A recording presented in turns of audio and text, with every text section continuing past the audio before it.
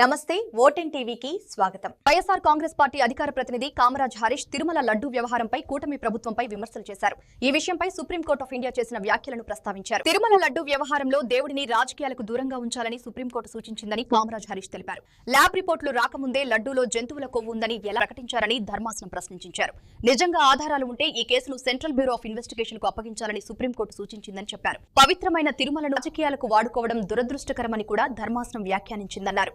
తిరుమల లడ్డూపై తప్పుడు ప్రచారం చేసి హిందువుల నమ్మకాన్ని దెబ్బతీసిందని విమర్శించారు. చంద్రబాబు నాయుడు ఇప్పుడు ఏమి సమాధానం చెప్తాడో దీన్ని బట్టి తెలియాలి. సుప్రీంకోర్టు ఇచ్చినటువంటి ప్రశ్నల వర్షంలో ఏముందంటే అసలు దేవాలయాన్ని తిరుమల లాంటి పవిత్రతని రాజకీయాలకి ఎందుకు వాడుతున్నారు, ఇది దురదృష్టకరం అని చెప్పి తేటతెల్లం చేసింది.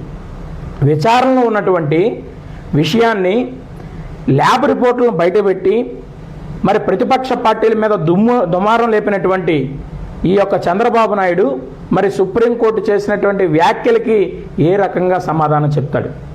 మరి సుప్రీంకోర్టు ఈరోజు మరి ఎవరైతే పిటిషనర్ ఉన్నాడో పిటిషనర్ తరపు న్యాయవాదిని ప్రశ్నించినటువంటి తీరు ఏ విధంగా ఉందంటే, జంతువుల కొవ్వు కలిసిందని నిరూపించడానికి మీరేమన్నా నిపుణులా, మీ దగ్గర ఆధారాలుంటే వెంటనే సిబిఐకి తెలియపరచండి అని చెప్పేసి సుప్రీంకోర్టు వ్యాఖ్యలు ఉన్నాయి. మరి దీనిపై ఈ రాష్ట్రంలో ఉన్నటువంటి కూటమి ప్రభుత్వం కానీ చంద్రబాబు నాయుడు కానీ మరి సనాతన దేవుడైనటువంటి పవన్ కళ్యాణ్ కానీ ఏ రకంగా స్పందిస్తారు? హిందువుల మనోభావాలను దెబ్బతీయడం కోసం కూటమి ప్రభుత్వంగా ఏర్పడి మరి హిందువుల మనోభావాలను రోడ్డుకిడిచినటువంటి వీరిరువురు కూడా మరి ఈ యొక్క రాష్ట్రంలో ఉన్నటువంటి యావత్ హిందూ లోకానికి ఏం సమాధానం చెప్తారని చెప్పి ఈ సందర్భంగా తెలియజేస్తా ఉన్నాం.